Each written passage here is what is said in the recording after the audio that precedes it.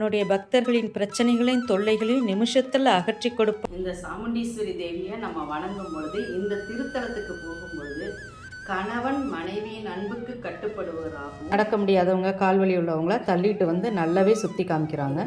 இந்த கிருஷ்ணர் கோவில் வந்து மைசூருடைய மிக முக்கிய சுற்றுலாத்தலம். வணக்கம் ஃப்ரெண்ட்ஸ், இந்த வீடியோவில் நான் மைசூர் அண்ட் மடிக்கேரி போயிட்டு வந்த எக்ஸ்பீரியன்ஸை உங்களோட ஷேர் பண்ணுறேன். நாங்கள் 4 நைட் 5 பகல் ட்ரிப்பாக அது போயிருந்தோம். நம்ம சென்னையிலேருந்து கிட்டக்க போகணும், ஒரு ரிலாக்ஸாக போகணும், ரிலீஜியஸாகவும் இருக்கணும், ரிலாக்ஸாகவும் இருக்கணும் அப்படின்னா மைசூர் அண்ட் மடிக்கேரி வந்து பெஸ்ட்டு சாய்ஸு. மைசூர் இந்தியாவுடைய மிக சுத்தமான நகரங்களில் ஒன்று. கர்நாடகாவோட 2வது பெரிய சிட்டி. சென்னையிலேருந்து 481 கிலோமீட்டர் டிஸ்டன்ஸில் இருக்குது.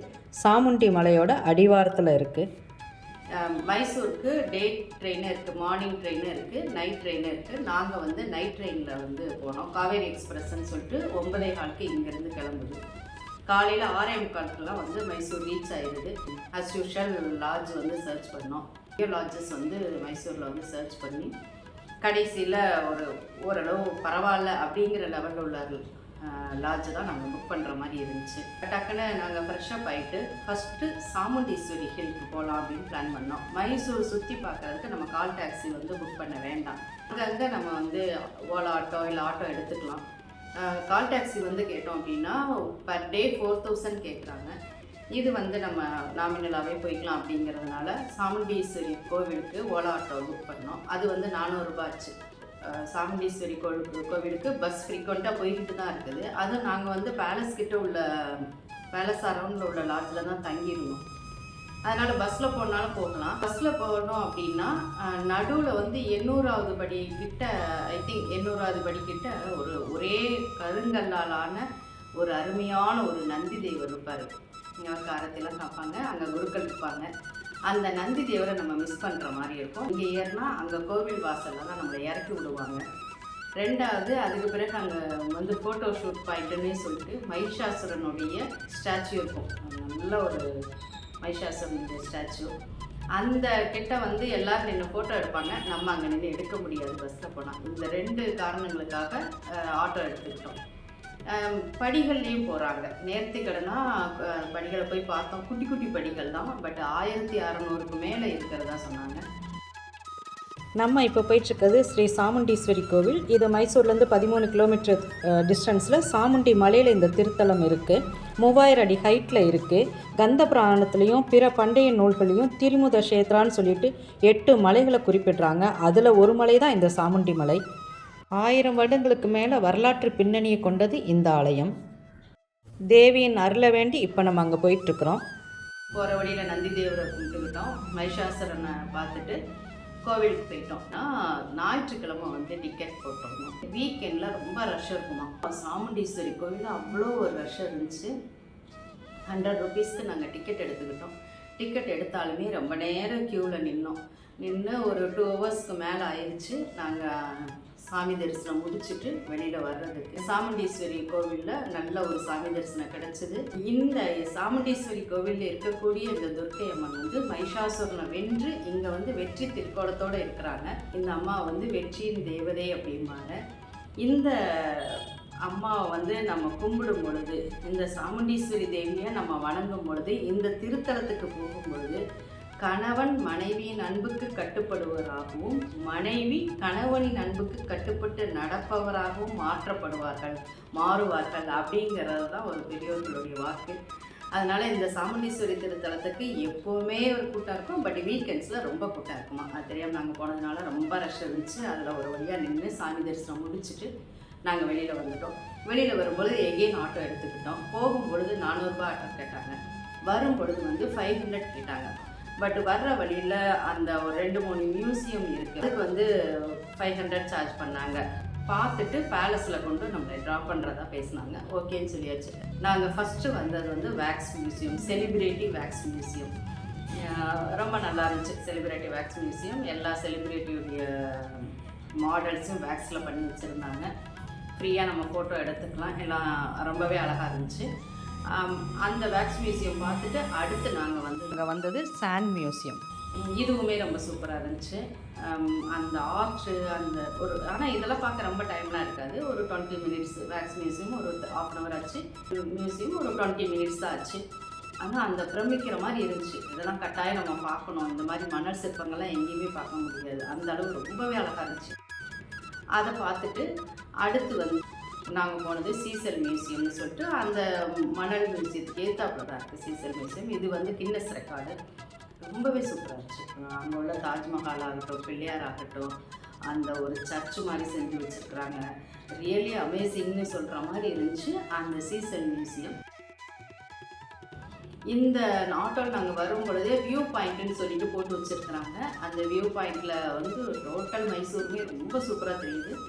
அந்த வியூ பாயிண்டில் இருந்தே நம்ம அங்கேருந்து அந்த கீழே உள்ள அரண்மனைகள், லலித் மஹால் அதெல்லாம் தெரியுது. ரொம்ப ரொம்ப சூப்பராக இருந்துச்சு அந்த வியூ பாயிண்ட்டு. அடுத்து பேலஸ் வந்து ரொம்பவே பிரம்மாண்டம். வெளியிலே நம்ம செப்பல்லாம் வந்து ஸ்டாண்டு மாதிரி வச்சுருக்குறாங்க. நம்ம அங்கே கொடுத்துட்டு டிக்கெட் எடுத்துகிட்டு உள்ளே போனால் மினிமம் 2 ஹவர்ஸ்க்கு மேலே 3 ஹவர்ஸ் வரை இந்த மைசூர் பேலஸில் நம்மளுக்கு தேவைப்படுது. நம்ம இப்போ மைசூர் பேலஸ்க்குள்ளே என்ட்ராயிட்டோம். இந்தியாவில் தாஜ்மஹாலுக்கு அடுத்து அதிக பார்வையாளர்களை கொண்டது தான் இந்த மைசூர் அரண்மனை. இதை வந்து அம்பாவிலாஸ் அரண்மனைன்னு சொல்லுவாங்க. பெரிய பிரம்மாண்டமான வளாகம் இது. 125 ஏக்கர் அதோடைய மொத்த பரப்பளவு. இந்த அரண்மனையில் மட்டும் 175க்கும் மேற்பட்ட அறைகள் இருக்குதான். ஆனால் அங்கே உள்ள அந்த பில்லர்ஸு, அந்த பெயிண்டிங்ஸு, அந்த பளபளப்பு 100 வருடங்களுக்கு மேற்பட்ட ஆனாலும் கண்ணை பறிக்குது. இந்தியாவுடைய அழகான இந்த அரண்மனையை எல்லாரும் சுற்றி பார்க்கலாம். கைடோடு சேர்ந்த வீல் சேர் ஃபெசிலிட்டிஸ் இங்கே இருக்குது. அவங்க நடக்க முடியாதவங்க, கால்வலி உள்ளவங்கள தள்ளிட்டு வந்து நல்லாவே சுற்றி காமிக்கிறாங்க. நடுவில் ஆண்டிவே அங்கங்கே நாங்கள் வந்து சாப்பாடை முடிச்சுக்கிட்டோம். அங்கேருந்து பக்கத்தில் தான் இருக்குது லலித் மஹால்னு சொல்லிட்டு இன்னொரு பேலஸ். நம்மளே போய் ஸ்டே பண்ணாலும் பண்ணிக்கலாம். இந்த லலிதா மஹால் பேலஸு மைசூரில் இருக்கக்கூடிய 2வது பெரிய அரண்மனை. இந்திய கவர்னர் ஜெனரலுக்காக அமைக்கப்பட்ட கெஸ்ட் ஹவுஸ் இது. 1921 கிருஷ்ணராஜ உடையார் கட்டினார். இப்போ இது ஒரு ஹைஃபையான ஒரு ஹோட்டல், இந்திய கவர்மெண்ட் கண்ட்ரோலில் இருக்குது. இந்த லலிதா மஹால் ஹோட்டல் இப்போ நிறைய சினிமா படப்பிடிப்புகளுக்கான தளமாக பயன்படுத்தப்படுது. நம்ம இப்போ ரீசெண்டாக வந்த KGF, முத்து அந்த படம்லாம் இங்கே எடுக்கப்பட்ட திரைப்படங்கள் தான். முழுக்க வெள்ளை, ஒயிட் கலரும் கோல்டன் கலரும் யூஸ் பண்ணியிருக்கிறாங்க. இங்கே நம்ம ஸ்டே பண்ணணும் அப்படின்னா எபோவ் 3000லேருந்து ஸ்டார்ட் பண்ணுறாங்க. நல்ல நம்ம ஒரு அரண்மனைக்குள்ளே தங்கின ஒரு ஃபீல் கொடுக்கறதுக்காக இந்த ஹோட்டலை அதே செட்டப்பில் மெயின்டைன் பண்ணிக்கிட்டு இருக்கிறாங்க. அடுத்து நாங்கள் போனது வந்து ஜெகன்மோகன் பேலஸ். இது மைசூரில் ஓல்டு பில்டிங்கில் இதுவும் ஒன்று. மெயின் அரண்மனை புதுப்பிக்கும் போது அரச குடும்பத்தில் தங்கியிருந்த இல்லம் இது. அரச குடும்பத்தினுடைய மாற்று இல்லம் அப்படின்னு சொல்கிறாங்க. இப்போ இது வந்து மியூசியமாக இருக்குது. பாரம்பரியமான இந்து முறைப்படி கட்டப்பட்ட இந்த அரண்மனையும் மைசூரில் பார்க்க வேண்டிய பிளேசஸில் ஒன்று. ரொம்பவே சூப்பராக இருந்துச்சு இந்த பேலஸும். வந்து அங்கே புகழ்பெற்ற அங்குள்ள சர்ச்சுக்கு போனோம். நம்ம இப்போ வந்திருக்கிறது மைசூரில் இருக்கக்கூடிய மிக புகழ்பெற்ற செயின்ட் ஃபிலோமினா கதீட்ரல். 175 அடி உயரமுள்ள இரட்டை கோபுரம், 800 பேர் அமரக்கூடிய வளாகம், புனித ஃபிலோமினாவுடைய திருவுருவம் இருக்கக்கூடிய இந்த சர்ச்சு மைசூரில் கட்டாயம் காண வேண்டிய இடங்களில் ஒன்று. சர்ச்சை பார்த்துட்டு அங்கே கொஞ்சம் ரிலாக்ஸ் பண்ணிவிட்டு எகெயின் நாங்கள் வந்து பேலஸ்க்கு வந்துட்டோம். நாங்கள் வரவுமே அவ்வளோ ரஷ் இருந்துச்சு அந்த லைட் ஷோ பார்க்குறதுக்கு. 97,000 லைட்ஸை வந்து பல்ப் இருக்கான். சின்ன சின்ன சீரியல் லாம்பெல்லாம் கிடையாது. கிட்ட போய் பார்த்தா ஒவ்வொன்றுமே பெரிய பெரிய பல்ப் மாதிரி உள்ளது. அது 97,000த்துக்கு மேற்பட்ட பல்புகள் ஒரே நேரத்தில் ஒளி ஜெகஜோதியாக இருந்துச்சு அந்த பேலஸை பார்க்கும் பொழுதே. நம்ம அரண்மனைக்கு உள்ளே போய் பார்க்குறது 5:30 வரை தான். இந்த லைட் ஷோ பார்க்குறது வெளியில் கிரவுண்டில் இருந்து அங்கே உள்ள கோவில்களில் கூட அந்த கோவிலை சுற்றி அந்த காம்பவுண்டு எல்லா இடமும், அந்த ஆர்ச்சு, என்ட்ரன்ஸ் ஆர்ச்சு எல்லா இடமும் ஒன்று போல் அந்த லைட்டை பார்க்குறதே ஒரு வித்தியாசமான எக்ஸ்பீரியன்ஸ். பேலஸ் மட்டும் பார்த்தா காணாது, இந்த லைட்டோடு அந்த பேலஸை பார்க்குறது அது ஒரு அமேசிங்காக இருந்துச்சு. இந்த லைட்டில் ஆஃப் பண்ணுற வரை அங்கேயே தான் இருந்தோம். அவ்வளோ ரஷ்ஷு. லைட் ஆஃப் பண்ணோன்னா வெளியில் வந்து நம்ம ரூமுக்கு வந்து நைட் டின்னரை முடிச்சுட்டு ரூமுக்கு வரும் பொழுது 9 மணிக்கு மேலே ஆயிடுச்சு. நாங்கள் ரெஸ்ட் எடுத்துகிட்டு மறுநாள் அதிகாலையில் ஃப்ரெஷ்ஷப் ஆகிட்டு பிரேக்ஃபாஸ்ட்டை முடிச்சுட்டு நாங்கள் போன இடம் மைசூருடைய ஜூ. மைசூருடைய சென்ட்ரல் பகுதியிலே இருக்கக்கூடிய இந்த ஜூவும் இது பக்கத்தில் இருக்கக்கூடிய கரஞ்சி லேக்கும் நம்ம மைசூரில் மிஸ் பண்ணக்கூடாத இடம். இந்த ஜூ அவ்வளோ நீட் அண்ட் க்ளீனாக இருக்குது. எல்லா வகையான விலங்குகளும் இருக்குது. இந்த ஜூவை சுற்றி பார்க்கறதுக்கு பேட்ரி கார் ஃபெசிலிட்டிஸும் இருக்குது. நம்மளாம் நடந்து போய் சுற்றி பார்க்கறதுக்கு மினிமம் 3 ஹவர்ஸ் டைம் எடுத்துக்குது. ஜூக்கு 100 ரூபானா லேக்கும் சேர்த்து நம்ம டிக்கெட் எடுத்துக்கலாம் 130 ரூபா. அதில் லேக்கில் போட்டிங் இருக்குது. நம்ம அங்கே வந்து அந்த மயில்கள் வந்து ரொம்ப அழகாக இருந்துச்சு. அந்த மயில்கள் வந்து டான்ஸ் ஆடுறது வந்து பார்க்கணும். ரொம்பவே அந்த தோகை விரித்து ஆடுறது. இது நாங்கள் போன இடம் போன்சாய் கார்டன் சொல்லிவிட்டு அது கொஞ்சம் தள்ளி ஒரு 1.5-2 கிலோமீட்டர் மேலே இருக்கும்னு நினைக்கிறேன். 150 ரூபா கேட்டாங்க ஆட்டோக்கு. இந்த போன்சாய் கார்டன் இருக்கிறது வந்து மைசூரில் ஸ்ரீ கணபதி சச்சிதானந்த ஆசிரமத்தோட ஒரு பகுதிங்கிறாங்க. இங்கே 100க்கு மேற்பட்ட போன்சாய் மரங்கள் வளர்க்கப்படுது. ரீசன்ட் டேஸில் இது ஒரு கலையாக பார்க்கப்படுது. பொதுவாக போன்சாய் ட்ரீ அப்படிங்கிறது வந்து குட்டியாக இருக்குது. இந்த இயல்பான மரத்தினுடைய வளர்ச்சியை கட்டுப்படுத்தி அது போன்சாய் ட்ரீயை ஆக்குறாங்க அப்படிங்கிறது மாதிரி ஃபீல் கொடுக்கும். பட் இந்த போன்சாய் கார்டன் வந்து உலகத்தில் எல்லா ட்ரீயும் போன்சாய் குட்டியாக்கி அதை வந்து அங்கே காட்சிப்படுத்தி வச்சுருந்தாங்க. அங்கே ஒரு உள்ள மியூசியம் இருக்குன்னாங்க. மியூசியம் நாங்கள் பார்க்கல. ரியலி அமேசிங் தான் அந்த போன்சாய் கார்டன் பார்த்தோம். போன்சாய் கார்டன் பார்த்த பிறகு ஸ்ரீரங்கப்பட்டினம் போனோம் அப்படிங்கிறதுனால கால் டாக்ஸி புக் பண்ணோம். கால் டாக்ஸிக்கு வந்து 2000 கேட்டாங்க. அப்புறம் பார்கெயின் பண்ணி 1800 1800 ரூபாய்க்கு முடித்தோம். அங்கே ஸ்ரீரங்கப்பட்டினம் கிட்ட இருக்கக்கூடிய பறவைகள் சரணாலயத்துக்கு போனோம். அதுவுமே ரொம்ப அருமையான ஒரு பிளேஸு. 6 தீவுகள் உள்ளடக்கிய ஒரு பெரிய ஏரியா. அந்த காவேரி ரிவர் அதில் போட்டிங்கில் கூட்டிகிட்டு போய் அந்த பேர்ட்ஸை வந்து கிட்டக்க காமிக்கிறாங்க. இன்னொரு எக்ஸ்பீரியன்ஸு இங்கே நம்மளுக்கு கிடைக்கும். முதலைகள் அந்த நீரில் வந்து நிறைய மிதக்கும். அங்கங்கே பாறைகளில் இருக்கும். அந்த பேர்ட்ஸு, அந்த முதலைகள், அந்த போட்டிங்கு, அந்த அட்மாஸ்பியர் ரியலி வந்து ரொம்பவே நல்லா இருந்துச்சு. ஒரு 2 மணி நேரத்துக்கு மேலே நம்மளுக்கு தேவைப்படக்கூடிய ஒரு இடம் இது. எங்களுக்கு முடிக்கும் பொழுதே 3 மணி ஆகிடுச்சு. இந்த பேர்ட்ஸ் சரணாலயம் முடித்த பிறகு அங்கே இருந்து நாங்கள் போன இடம் நிமிஷாம்பாள் கோவில். இப்போ நம்ம இங்கே பாரிஸ் கார்னர்லேயே நிமிஷாம்பாள் கோவில் இருக்குது. ஒரு நிமிடத்தில் நம்மளுடைய கோரிக்கைகளை நிறைவேற்றி தரக்கூடிய அம்பாள் அப்படின்னு பொருள்படக்கூடிய நிமிஷாம்பாள்.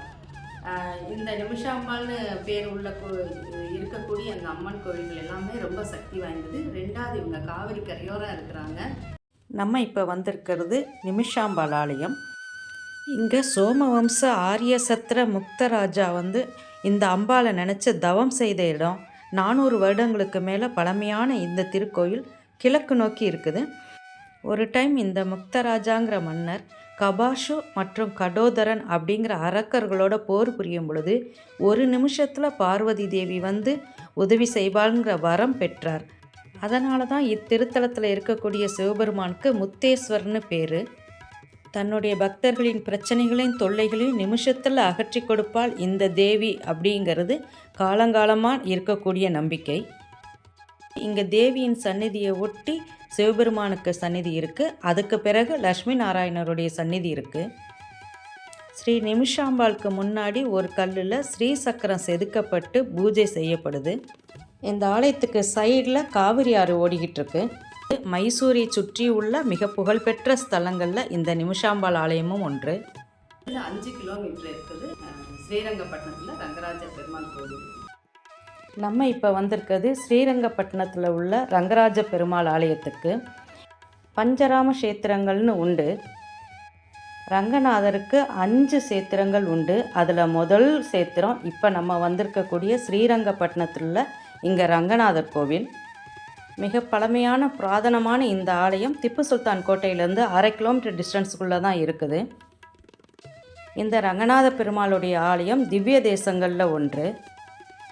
புராதனமான இந்த ஆலயம் இப்போ இந்திய தொல்லியல் துறையின் கட்டுப்பாட்டில் இருக்குது.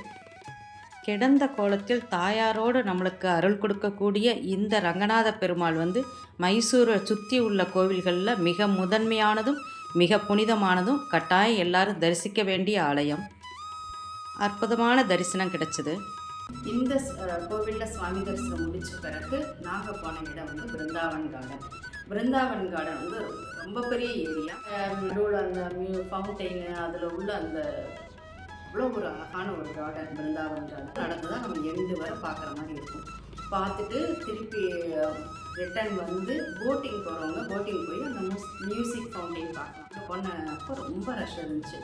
அதனால சரி நடந்துடுவோம், போட்டுக்கு நிற்கணும்னா 1 மணி நேரம் நிற்கணும், இந்த 1 மணி நேரத்துக்கு நம்ம நடந்துடலாம் அப்படின்னு சொல்லிட்டு அங்கேருந்து 1 கிலோமீட்டர் அந்த மியூசிக் ஃபவுண்டெயின் சைடில் வந்து பாலம் மாதிரி போட்டிருக்குறாங்க. நாங்கள் அதில் நடக்க ஆரம்பிச்சுட்டு மியூசிக் ஃபவுண்டெயின் போட்டோம். லைட்டெல்லாம் ஆஃப் பண்ணிட்டாங்க. ஆஃப் பண்ணிவிட்டு அந்த மியூசிக் ஃபவுண்டைன் நடந்துச்சு. ரொம்பவே அந்த பாட்டுக்கு தகுந்த மாதிரி அந்த தண்ணி வந்து விளையாடுது. ரொம்ப சூப்பராக இருந்துச்சு. எல்லாருமே ரொம்ப உற்சாகமாக குரல் கொடுத்தாங்க. ரியலி அதை பார்க்க வேண்டிய ஒரு இடம். சுற்றிலும் நிறைய ஸ்நாக்ஸ் கடை. அங்கே எல்லாம் சாப்பிட்டுட்டு நாங்கள் ரூமுக்கு வரும்போது நைட்டு 11 ஆயிடுச்சு. 3ஆம் நாள் காலையில் செக் அவுட் பண்ணிவிட்டு திருப்பி நாங்கள் 3 நாளைக்கு புக் பண்ணியிருந்தோம் கால் டாக்ஸி. அந்த கால் டாக்ஸி ஏறிட்டு ஃபஸ்ட்டு நாங்கள் போன இடம் வந்து வேணுகோபாலசாமி கோவில். ரொம்பவே ஒரு அருமையான ஒரு ஸ்தலம் அது. அது வந்து மிந்தி வந்து ஒரிஜினல் வேணுகோபாலசாமி கோவில் வந்து கிருஷ்ணராஜசாகர் அணை கட்டும் பொழுது மூழ்கிருச்சான். அதனால அங்கே உள்ள அந்த பேர் தெடுத்து அதுலேருந்து கொஞ்சம் தள்ளி அந்த பேக் வாட்டர் கிட்ட இந்த கோவிலை வெட்டியிருக்கிறாங்க. ரீசன்ட் டேஸில் இந்த கிருஷ்ணர் கோவில் வந்து மைசூருடைய மிக முக்கிய சுற்றுலா தலமாக மாறி போயிருக்கு. மைசூர்லேருந்து 18 கிலோமீட்டர் டிஸ்டன்ஸ்லேயும் பிருந்தாவன் கார்டன்லேருந்து 9 கிலோமீட்டர் டிஸ்டன்ஸ்லேயும் இந்த ஆலயம் அமைஞ்சிருக்கு. அங்கே முடிச்சுட்டு நாங்கள் அடுத்து மடிக்கேரி கூர்க்கு கிளம்பிட்டோம். ஸோ நம்ம வந்து மைசூர் பார்க்கணும் அப்படின்னா மினிமம் 2.5 நாள் நம்மளுக்கு தேவைப்படும். இப்போ இங்கே வந்து ஃபுட்டு அப்படின்னா நிறைய நம்ம சவுத் இந்தியானால சாதாரணமாக தோசை இட்லி எல்லாம் நாமினல் ரேட்டுக்கு ரொம்ப நீட்டாகவே கிடைக்குது. பெரிய பெரிய ஹோட்டல் தான் தேடிக்கணும்னு சாதாரண சின்ன சின்ன ஹோட்டல்லையுமே நீட்டாக கிடைக்குது. நாங்கள் அதனால் போகிற வழியில் எங்கெங்கே கிடைக்குதோ அங்கே எங்கள் ஃபுட்டை முடிச்சுக்கிட்டோம். மற்றபடி ஒரு அமேசிங் எக்ஸ்பீரியன்ஸ் தான் இந்த மைசூர் போயிட்டு வந்தது. இதுதான் நாங்கள் போயிட்டு வந்தது. நான் அடுத்த வீடியோவில் மடிக்கேரி, அது ரொம்ப இன்ட்ரெஸ்டிங். மடிக்கேரி வந்து கூர்க்கு வந்து எத்தனை தடவை போனாலும் சலிக்காது, அந்த மாதிரி ஒரு பிளேஸு. அந்த மடிக்கேரி போயிட்டு வந்த எக்ஸ்பீரியன்ஸை நான் அடுத்த வீடியோவில் உங்களோட ஷேர் பண்ணுறேன். வீடியோ பிடிச்சிருக்குன்னு நினைக்கிறேன். பிடிச்சிருந்தா லைக் பண்ணுங்கள், ஷேர் பண்ணுங்கள், சப்ஸ்கிரைப் பண்ணுங்கள். Thank you friends.